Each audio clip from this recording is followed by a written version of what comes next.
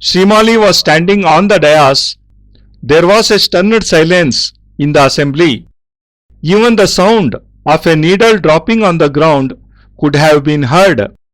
Kapali Baba waved his right hand and produced some mustard seeds. He closed his fist and began reciting some mantra. I asked the Aghori sitting by me which mantra it was. Trembling, he said that Baba was trying the Samharini Kritya and that it was sure to reduce Srimali ji along with the dais he was standing upon to ashes. It is not possible even for the greatest of tantrics and sadhakas to withstand it. At that moment, there was a deafening, thundering sound. I stuck my fingers in both the ears and saw that Kapali Baba was flushed with rage. The sound of mantra was coming from his mouth. He threw the mustard seeds enclosed in his clenched fist at Srimali and said, Here, suffer the consequences of your actions. Hundreds of eyes turned to him. I saw Srimali stagger and take 2 or 3 steps back. But the next moment, he regained his poise, took a few steps forward and again stood at the very spot where he had been standing earlier. I looked at Kapali Baba. Astonishment seemed to have extinguished the glow in his face. He had not anticipated an ordinary man to withstand Samharini Kritya. Perhaps Srimali knew how to counter it, and that is why he was able to make the Kritya ineffective. There was slight fear in Kapali Baba's eyes. Srimali continued to be calm. He challenged Kapali Baba again. He said, I respect your age, but you are not yet perfect in Siddhi and Sadhana. The power with which you exercised Kritya was extraordinary, and it was not easy to withstand it. But here I am, right in front of you. I shall give you another opportunity. Do not leave any wish unfulfilled. If you have more power, go ahead and use it. Ma Krupalu Bhairavi stood up and protested. Judgment has been given. Why should you give Kapali Baba another chance? Whatever he did was inhuman. The impact this Kritya has on its target is many times more than that of 1,000 Mont stone flying at the speed of 5,000 miles an hour.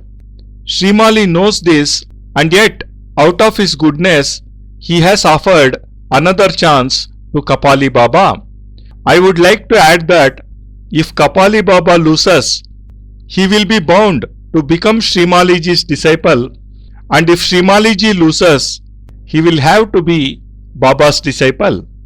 After this, the disciple will have to obey whatever orders he is given by the Guru. This is what the judgment in the tradition of sadhana means. Most of the tantrics supported Ma Krupalu Bhairavi and affirmed that whoever lost would have to become the disciple of the other. Kapali Baba looked slightly shaken, but perhaps he had several siddhis within his command, and that knowledge reassured him somewhat. Srimali said, The assembly has presented you here as my adversary. Since you have had your chance, I shall be quite justified in trying my power now.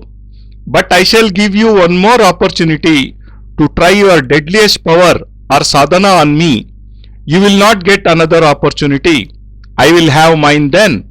I will take only one chance, and that will decide who is superior.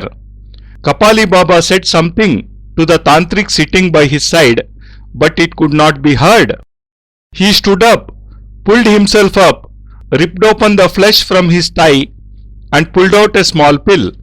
He placed the pill on his right palm and said, Srimali, this is your last opportunity. You have not been wise in provoking me. This time you are sure to die. Srimali ji stood on the dais unperturbed. Both his fists were clenched, and probably he was muttering a mantra. Kapali Baba took his right palm close to his mouth. There was a white pill on the open palm. With his attention focused on the pill, he recited a mantra. It looked as if he had put in all his power this time. His body was erect and tense like the dry trunk of a tree, and his blood started flowing towards the pill. In a few moments, drops of blood trickled down from the back of his palm, but Baba continued his mantra. Suddenly he closed his fist tight and threw the pill at Srimali.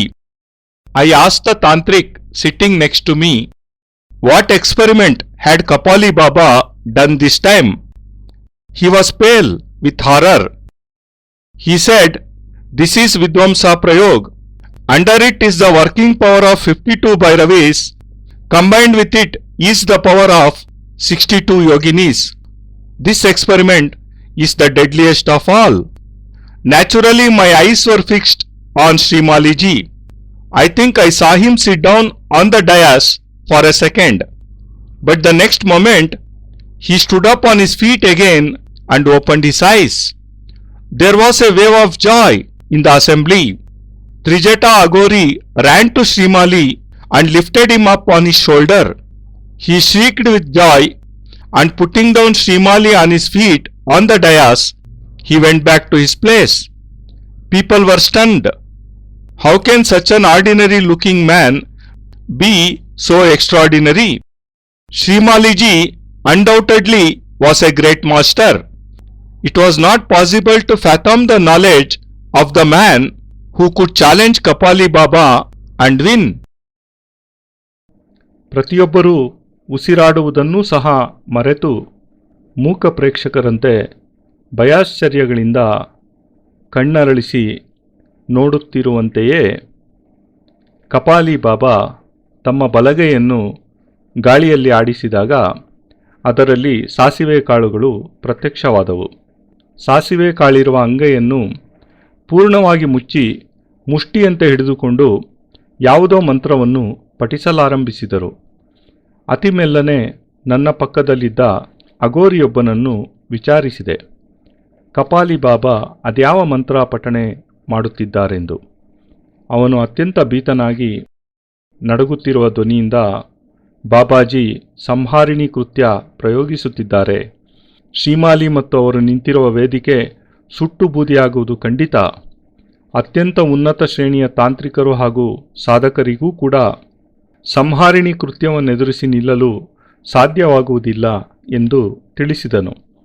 ಆಗ ಅದೇ ಕ್ಷಣದಲ್ಲಿ ಕಿವಿಗಡಚಿಕ್ಕುವ ಸಿಡಿಲಿನಂತಹ ಧ್ವನಿ ಸಭೆಯಲ್ಲಿ ಮೊಳಗಿತು. ನಾನು ನನ್ನೆರಡೂ ಕಿವಿಗಳನ್ನು ಕೈಬೆರಳುಗಳಿಂದ ಮುಚ್ಚಿಕೊಂಡು ಏನಾಯಿತೆಂದು ಗಮನಿಸಿದಾಗ ಕಪಾಲಿ ಬಾಬಾ ರೌದ್ರಾವತಾರಿಯಾಗಿ ನಿಂತಿದ್ದರು. ನಾನೀಗ ತಾನೇ ಕೇಳಿದ್ದ ಭಯಂಕರ ಶಬ್ದ ಅವರು ಬಾಯಿಂದ ಉಚ್ಚರಿಸುತ್ತಿದ್ದ ಮಂತ್ರಗಳದ್ದಾಗಿತ್ತು. ಅವರು ಮಂತ್ರೋಚ್ಚಾರಣೆಯ ನಂತರ ತಮ್ಮ ಮುಷ್ಟಿಯಲ್ಲಿದ್ದ ಸಾಸಿವೆ ಕಾಳುಗಳನ್ನು ವೇದಿಕೆಯ ಮೇಲೆ ನಿಂತಿದ್ದ ಶ್ರೀಮಾಲಿಜಿಯವರೆಡೆಗೆ ಬಲವಾಗಿ ಎಸೆಯುತ್ತಾ, ಇದು ನನ್ನನ್ನೆದುರಿಸಿದ್ದಕ್ಕೆ ನಿನಗೆ ಸಿಕ್ಕ ಪ್ರತಿಫಲ, ಅನುಭವಿಸು ಎಂದು ಕರ್ಕಶವಾಗಿ ಗುಡುಗಿದರು. ನೂರಾರು ಜೊತೆ ಕಣ್ಣುಗಳು ಈಗ ಶ್ರೀಮಾಲಿಜಿಯವರ ಮೇಲೆಯೇ ಕೇಂದ್ರೀಕೃತವಾದವು. ಶ್ರೀಮಾಲಿಜಿಯವರು ಸ್ವಲ್ಪ ತಡವರಿಸಿ ನಂತರ 2 ಅಥವಾ 3 ಹೆಜ್ಜೆಗಳು ಹಿಂದೆ ಸರಿದದ್ದನ್ನು ನಾನು ಗಮನಿಸಿದೆನಾದರೂ ಮರುಕ್ಷಣವೇ ಅವರು ತಮ್ಮ ಸಂತುಲನವನ್ನು ಪುನಃ ಪಡೆದುಕೊಂಡು ಕೆಲವು ಹೆಜ್ಜೆಗಳು ಮುಂದೆ ಸಾಗಿ ಮತ್ತೆ ತಾವೆಲ್ಲಿ ಪ್ರಯೋಗಕ್ಕೊಳಗಾದಾಗ ನಿಂತಿದ್ದರೋ ಅದೇ ಜಾಗದಲ್ಲಿ ಪುನಃ ಪ್ರತಿಷ್ಠಾಪನೆಗೊಂಡರು. ನಾನೀಗ ಕಪಾಲಿ ಬಾಬಾರ ಕಡೆಗೆ ಗಮನ ಹರಿಸಿದೆ. ಅವರು ಸಾಧಾರಣ ಗೃಹಸ್ಥನೊಬ್ಬ ತಮ್ಮ ಸಂಹಾರಿಣಿ ಕೃತ್ಯ ಪ್ರಯೋಗವನ್ನೆದುರಿಸಿ ಉಳಿಯಬಲ್ಲನೆಂದು ಕನಸು ಮನಸ್ಸಿನಲ್ಲಿಯೂ ಊಹಿಸಿರಲಿಲ್ಲ. ತಮ್ಮ ಕಣ್ಣೆದುರೇ ನಡೆದ ಈ ಮಹಾಪವಾಡವನ್ನು ಕಂಡು ಅಪನಂಬಿಕೆ ಅತ್ಯಾಶ್ಚರ್ಯಗಳಿಂದ ಅಪ್ರತಿಭರಾದರು. ಬಹುಶಃ ಶ್ರೀಮಾಲಿಜಿಯವರಿಗೆ ಸಂಹಾರಿಣಿ ಕೃತ್ಯದ ಸಂಪೂರ್ಣ ಜ್ಞಾನದೊಂದಿಗೆ ಅದನ್ನೆದುರಿಸಿ ನಿಲ್ಲುವ ಕ್ರಿಯೆಯ ತಿಳುವಳಿಕೆಯೂ ಇರುವುದರಿಂದಲೇ ತಮ್ಮ ಕೃತ್ಯವನ್ನು ನಿಷ್ಫಲಗೊಳಿಸಲು ಸಾಧ್ಯವಾಯಿತೇನೋ ಎಂಬ ಅನುಮಾನ ಕಪಾಲಿ ಬಾಬಾರನ್ನು ಕಾಡತೊಡಗಿತು. ಅವರ ಮುಖದಲ್ಲೀಗ ಮೊದಲ ಬಾರಿಗೆ ಭಯ ಇಣುಕಿ ನೋಡತೊಡಗಿದ್ದು ನನ್ನ ಸೂಕ್ಷ್ಮ ದೃಷ್ಟಿಗೆ ಗೋಚರಿಸಿತು. ಶ್ರೀಮಾಲಿಜಿಯವರು ತಮ್ಮ ಶಾಂತತೆಯನ್ನು ಲೇಷ ಮಾತ್ರವೂ ಕಳೆದುಕೊಳ್ಳದೆ ಮತ್ತೊಮ್ಮೆ ಕಪಾಲಿ ಬಾಬಾರನ್ನು ಕೆಣಕುತ್ತಾ, ನಾನು ನಿಮ್ಮ ವಯಸ್ಸಿಗೆ ಗೌರವ ಕೊಡುತ್ತೇನೆ, ಆದರೆ ನೀವಿನ್ನೂ ಸಾಧನೆ ಸಿದ್ಧಿಗಳಲ್ಲಿ ಪರಿಪೂರ್ಣತೆ ಪಡೆದಿಲ್ಲ. ನೀವು ಯಾವ ಶಕ್ತಿಯಿಂದ ನನ್ನ ಮೇಲೆ ಕೃತ್ಯ ಪ್ರಯೋಗಿಸಿದಿರೋ ಅದು ಅಸಾಧಾರಣವಾಗಿದ್ದು ಅದನ್ನೆದುರಿಸಿ ನಿಲ್ಲುವುದು ನನಗೆ ಸುಲಭವಾಗೇನೂ ಇರಲಿಲ್ಲ. ಆದರೂ ಸಹ ನಾನಿಲ್ಲೇ ನಿಮ್ಮ ಮುಂದೆಯೇ ಜೀವಂತವಾಗಿ ನಿಂತಿದ್ದೇನೆ. ಆದ್ದರಿಂದ ನಾನೀಗ ನಿಮಗೆ ಮತ್ತೊಂದು ಅವಕಾಶವನ್ನು ಕೊಡುತ್ತಿದ್ದೇನೆ. ನನ್ನನ್ನು ಸೋಲಿಸಲೇಬೇಕೆಂಬ ಆಸೆ ಇನ್ನೂ ನಿಮ್ಮಲ್ಲಿದ್ದರೆ, ಅತಿ ಹೆಚ್ಚಿನ ಶಕ್ತಿ ನಿಮ್ಮಲ್ಲಿದೆಯೆಂದು ನಿಮಗೆ ನಂಬಿಕೆ ಇದ್ದರೆ ಅದನ್ನೂ ಸಹ ಪ್ರಯೋಗಿಸಿ, ನಾನು ಸಿದ್ಧನಾಗಿದ್ದೇನೆ ಎಂದು ಮತ್ತೊಮ್ಮೆ ಸವಾಲನ್ನೆಸೆದರು. ಈಗ ಮಾ ಕೃಪಾಳು ಭೈರವಿ ಎದ್ದು ನಿಂತು ಶ್ರೀಮಾಲಿಜಿಯವರ ಸವಾಲಿಗೆ ತಮ್ಮ ವಿರೋಧ ವ್ಯಕ್ತಪಡಿಸುತ್ತಾ, ಈ ಮೊದಲೇ ಕಪಾಲಿ ಬಾಬಾರವರು ಯಾರು ನನ್ನ ಕೃತ್ಯ ಪ್ರಯೋಗವನ್ನು ಎದುರಿಸಿ ನಿಂತು ಅದನ್ನು ನಿಷ್ಫಲ ಮಾಡುತ್ತಾರೋ ಅವರು ಮಾತ್ರ ಚೇರ್ಮನ್ ಆಗಲು ಅರ್ಹರು ಎಂದು ತಮ್ಮ ಸಮ್ಮತಿಯನ್ನು ಸಭೆಗೆ ತಿಳಿಸಿದ್ದಾರೆ. ಇದಲ್ಲದೆ ಎಲ್ಲ ತಾಂತ್ರಿಕರು ಅಘೋರಿಗಳು ಒಮ್ಮತದಿಂದ ಕಪಾಲಿ ಬಾಬಾರನ್ನೇ ತಮ್ಮ ಪರವಾದ ಅಭ್ಯರ್ಥಿ ಎಂದು ಆಯ್ಕೆ ಮಾಡಿ ಅವರನ್ನು ಸೋಲಿಸಿದರೆ ತಮ್ಮೆಲ್ಲರನ್ನು ಸೋಲಿಸಿದಂತೆಯೇ ಎಂದು ಒಪ್ಪಿಕೊಂಡಿದ್ದಾರೆ. ಈಗ ಸಭೆಯ ತೀರ್ಪಿನ ಪ್ರಕಾರ ಶ್ರೀಮಾಲಿಜಿಯವರು ಗೆದ್ದಿದ್ದಾರೆ ಹಾಗೂ ಕಪಾಲಿ ಬಾಬಾರವರು ಸೋತಿದ್ದಾರೆ. ಪರಿಸ್ಥಿತಿಗಳು ಹೀಗಿರುವಾಗ ಶ್ರೀಮಾಲಿಜಿಯವರು ಮತ್ತೊಂದು ಅವಕಾಶವನ್ನು ಕಪಾಲಿ ಬಾಬಾರಿಗೆ ಏಕೆ ಕೊಡುತ್ತಿದ್ದಾರೆ? 1000 ಮಣಭಾರದ ಕಲ್ಲು ಬಂಡೆಗಳು 5000 ಮೈಲಿ ಪ್ರತಿ ಗಂಟೆಯ ವೇಗದಲ್ಲಿ ಹಾರುತ್ತಾ ಬಂದು ಒಂದೆಡೆ ಅಪ್ಪಳಿಸಿದರೆ ಏನು ವಿನಾಶ ಸಂಭವಿಸುತ್ತದೆಯೋ ಅದಕ್ಕಿಂತ ಬಹಳ ಪಟ್ಟು ಹೆಚ್ಚಿನ ವಿನಾಶ ಸಂಹಾರಿಣಿ ಕೃತ್ಯವನ್ನು ಒಂದು ನಿಶ್ಚಿತವಾದ ಗುರಿ, ವ್ಯಕ್ತಿ, ವಸ್ತು ಅಥವಾ ಸ್ಥಳದೆಡೆಗೆ ಪ್ರಯೋಗಿಸಿದರೆ ಆಗುವುದು ಖಚಿತ. ಇದನ್ನೆಲ್ಲ ತಿಳಿದೂ ಸಹ ಸ್ವತಃ ತಮ್ಮ ಮೇಲೆಯೇ ಇಂತಹ ಅಮಾನುಷ ಪ್ರಯೋಗವನ್ನು ಮಾಡಿದ ಕಪಾಲಿ ಬಾಬಾರಿಗೆ ಮತ್ತೊಂದು ಅವಕಾಶ ಕೊಡುತ್ತಿರುವುದು ಶ್ರೀಮಾಲಿಜಿಯವರ ಅತಿಯಾದ ಒಳ್ಳೆಯತನವೆಂದರೆ ಖಂಡಿತ ತಪ್ಪಾಗಲಾರದು. ಇದೀಗ ಅಂತಿಮ ನಿರ್ಣಾಯಕ ಸ್ಪರ್ಧೆಯಾದ್ದರಿಂದ ಇದಕ್ಕೆ ನೀವೆಲ್ಲರೂ ಒಮ್ಮತದಿಂದ ಅಂಗೀಕರಿಸುವ ಷರತ್ತೊಂದನ್ನು ನಾನು ಹೊಸದಾಗಿ ಸೇರಿಸುತ್ತಿದ್ದೇನೆ. ಅದೇನೆಂದರೆ, ಶ್ರೀಮಾಲಿಜಿ ಹಾಗೂ ಕಪಾಲಿ ಬಾಬಾ ಇವರಿಬ್ಬರಲ್ಲಿ ಯಾರು ಸೋತರೂ ಅವರು ಗೆದ್ದವರ ಶಿಷ್ಯರಾಗಬೇಕು. ಶಿಷ್ಯರಾದ ನಂತರ ಗುರುವಿನ ಶ್ರೀಮುಖದಿಂದ ಬಂದ ಯಾವುದೇ ಆಜ್ಞೆಯನ್ನೂ ಸಹ ಪಾಲಿಸಲೇಬೇಕಾಗುತ್ತದೆ. ಗುರುವಿನ ಆಜ್ಞಾ ಪಾಲನೆಯೇ ಸಾಧನಾ ಸಂಪ್ರದಾಯಗಳೆಲ್ಲದರ ಅಂತಿಮ ತೀರ್ಪು ಎಂದು ತಮ್ಮ ಪ್ರಸ್ತಾವನೆಯನ್ನು ಸಭೆಯಲ್ಲಿ ಮಂಡಿಸಿದರು. ಬಹುತೇಕ ತಾಂತ್ರಿಕರು ಅಘೋರಿಗಳೆಲ್ಲರೂ ಮಾ ಕೃಪಾಳು ಭೈರವಿಯವರ ಹೊಸ ನಿಬಂಧನೆಯನ್ನು ಒಕ್ಕೊರಲಿನಿಂದ ಹೃತ್ಪೂರ್ವಕವಾಗಿ ಅಂಗೀಕರಿಸಿದರು. ಕಪಾಲಿ ಬಾಬಾರು ಈ ಹೊಸ ಬೆಳವಣಿಗೆಯಿಂದ ಸ್ವಲ್ಪ ವಿಚಲಿತರಾದಂತೆ ಕಂಡರೂ ಸಹ ಬಹುಶಃ ಇನ್ನೂ ಅನೇಕ ಉನ್ನತ ಮಟ್ಟದ ಸಿದ್ಧಿಗಳು ತಮ್ಮ ಅಧೀನದಲ್ಲಿವೆ ಎಂಬ ಅರಿವು ಅವರಲ್ಲಿ ತಾವು ಮತ್ತೆ ಗೆಲ್ಲುವ ಭರವಸೆಯನ್ನು ಮೂಡಿಸಿರಬೇಕು ಎಂದು ನನಗನಿಸಿತು. ಈಗ ಶ್ರೀಮಾಲಿಜಿಯವರು ಕಪಾಲಿ ಬಾಬಾರನ್ನುದ್ದೇಶಿಸಿ, ಈ ಅಧಿವೇಶನದಲ್ಲಿ ನೀವೀಗ ನನ್ನ ಮುಂದೆ ಶತ್ರುವಾಗಿ ನಿಂತಿದ್ದೀರಿ. ಸ್ಪರ್ಧೆಯ ನಿಯಮದಂತೆ ನೀವೀಗಾಗಲೇ ನನ್ನ ಮೇಲೆ ಮೊದಲ ದಾಳಿ ನಡೆಸಿರುವುದರಿಂದ ಅದಕ್ಕೆ ಪ್ರತ್ಯುತ್ತರವಾಗಿ ಈಗಲೇ ನಿಮ್ಮ ಮೇಲೆ ಪ್ರತಿದಾಳಿ ನಡೆಸುವ ಹಕ್ಕು, ಅಧಿಕಾರ ನ್ಯಾಯಸಮ್ಮತವಾಗಿ ನನಗಿದೆ. ಆದರೆ ನಾನು ನಿಮಗೆ ಕಟ್ಟಕಡೆಯ ಅವಕಾಶವೊಂದನ್ನು ನೀಡುತ್ತಿದ್ದೇನೆ. ಈಗ ನಿಮ್ಮ ಅಧೀನದಲ್ಲಿರುವ ಕೃತ್ಯ ಪ್ರಯೋಗಗಳಲ್ಲೆಲ್ಲ ಅತ್ಯಂತ ಭಯಾನಕ ಬೀಭತ್ಸಕರ ಕೃತ್ಯ ಪ್ರಯೋಗ ಯಾವುದಿದೆಯೋ ಅದನ್ನೇ ನನ್ನ ಮೇಲೆ ಪ್ರಯೋಗಿಸಿ. ಇದಾದ ನಂತರ ನಾನು ನಿಮ್ಮ ಮೇಲೆ ಕೇವಲ ಒಂದೇ ಒಂದು ಬಾರಿ ಪ್ರತಿದಾಳಿ ನಡೆಸುತ್ತೇನೆ. ಅದರಿಂದಲೇ ತೀರ್ಮಾನವಾಗಿ ಬಿಡುತ್ತದೆ ನಮ್ಮಿಬ್ಬರಲ್ಲಿ ಸರ್ವಶ್ರೇಷ್ಠರು ಯಾರೆಂದು ಎನ್ನುತ್ತಾ ಕಪಾಲಿ ಬಾಬಾರ ದಾಳಿಯನ್ನೆದುರಿಸಲು ಸಿದ್ಧರಾಗಿ ನಿಂತರು. ಕಪಾಲಿ ಬಾಬಾ ತಮ್ಮ ಪಕ್ಕದಲ್ಲಿ ಕುಳಿತಿದ್ದ ತಾಂತ್ರಿಕನಿಗೆ ಯಾರಿಗೂ ಕೇಳದಂತೆ ಪಿಸುಮಾತಿನಲ್ಲಿ ಏನನ್ನೋ ಹೇಳಿದರು. ಅವನು ಎದ್ದು ನಿಂತು ತನ್ನ ತೊಡೆಯನ್ನು ಒಂದೆಡೆ ಕತ್ತರಿಸಿಕೊಂಡು ಸೀಳಿದ ಜಾಗದಲ್ಲಿ ಮಾಂಸವನ್ನಗಲಿಸಿ ಒಳಗಿನಿಂದ ಮಾತ್ರೆಯೊಂದನ್ನು ಹೊರತೆಗೆದನು. ಕಪಾಲಿ ಬಾಬಾ ಅದನ್ನು ಅವನಿಂದ ಪಡೆದು ತನ್ನ ಬಲ ಅಂಗೈಯ ಮೇಲಿಟ್ಟುಕೊಂಡು, ಶ್ರೀಮಾಲಿ, ನಿನಗಿದು ಅಂತಿಮ ಅವಕಾಶ. ನೀನು ನಿಜವಾಗಿಯೂ ಬುದ್ಧಿವಂತನಾಗಿದ್ದರೆ ನನ್ನನ್ನು ಕೆಣಕುತ್ತಲೇ ಇರಲಿಲ್ಲ. ಈ ಬಾರಿ ನೀನು ಸಾಯುವುದು ಖಂಡಿತ ಎಂದು ಪ್ರಯೋಗ ಮಾಡುವ ಮುನ್ನ ಕೊನೆಯ ಎಚ್ಚರಿಕೆಯನ್ನು ಕೊಟ್ಟರು. ಶ್ರೀಮಾಲಿಜಿಯವರು ಎಂದಿನಂತೆ ಶಾಂತರಾಗಿ ನಿರ್ಭಾವದಿಂದ ವೇದಿಕೆಯ ಮೇಲೆ ನಿಂತಿದ್ದಾರೆ. ಅವರು ತಮ್ಮೆರಡೂ ಅಂಗೈಯನ್ನು ಮುಷ್ಟಿಯಾಗಿಸಿರುವುದನ್ನು ಗಮನಿಸಿದಾಗ ಬಹುಶಃ ಮಂತ್ರವಾವುದನ್ನು ಅವರು ಮನದಲ್ಲಿಯೇ ಜಪಿಸುತ್ತಿರಬಹುದೆಂದು ನನಗನಿಸಿತು. ಈಗ ಕಪಾಲಿ ಬಾಬಾ ಬಲ ಅಂಗೈಯನ್ನು ತಮ್ಮ ಬಾಯಿಯ ಬಳಿಗೆ ತಂದರು. ಅಂಗೈಯ ನಡುವಿನಲ್ಲಿರುವ ಬಿಳಿಯ ಮಾತ್ರೆಯ ಮೇಲೆ ತಮ್ಮ ಸಂಪೂರ್ಣ ಗಮನವನ್ನು ಕೇಂದ್ರೀಕರಿಸುತ್ತಾ ಮಂತ್ರವೊಂದನ್ನು ಪಠಿಸತೊಡಗಿದರು. ಈ ಬಾರಿ ಮಾಡುತ್ತಿರುವ ಪ್ರಯೋಗಕ್ಕೆ ಅವರು ತಮ್ಮ ಸಂಪೂರ್ಣ ಶಕ್ತಿ ಸಾಮರ್ಥ್ಯಗಳನ್ನೂ ಸಹ ಧಾರೆ ಎರೆಯುತ್ತಿರುವವರಂತೆ ಕಂಡುಬಂದರು. ಅವರ ಶರೀರ ನೇರವಾಗಿ ಮತ್ತು ಮರದ ಬೊಡ್ಡೆಯಂತೆ ಬಿಗಿಯಾಗಿತ್ತು. ಅವರ ಬಾಯಿಂದ ಮೂಗಿಂದ ರಕ್ತ ಬರಲಾರಂಭಿಸಿ ಅಂಗೈ ಮೇಲಿರುವ ಮಾತ್ರೆಯೆಡೆಗೆ ಹರಿಯತೊಡಗಿತು. ಕೆಲವೇ ಕ್ಷಣಗಳಲ್ಲಿ ಅವರ ಅಂಗೈಯಡಿಯಿಂದ ರಕ್ತ ಸೋರಲಾರಂಭಿಸಿತು.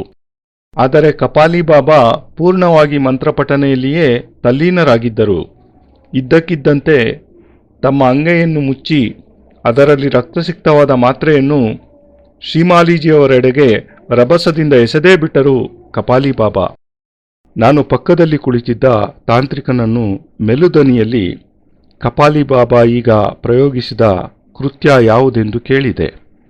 ಅವನು ಅತ್ಯಂತ ಭಯ ಭೀತಿಯಿಂದ ಬಿಳಿಸಿಕೊಂಡು ನಡುಗುವ ಧ್ವನಿಯಲ್ಲಿ, ಬಾಬಾ ಈಗ ಪ್ರಯೋಗಿಸಿದ್ದು ಕೃತ್ಯ ಪ್ರಯೋಗಗಳಲ್ಲೆಲ್ಲ ಅತಿ ಕ್ರೂರ ಬೀಭತ್ಸಕರವಾದ ವಿಧ್ವಂಸ ಪ್ರಯೋಗವನ್ನು.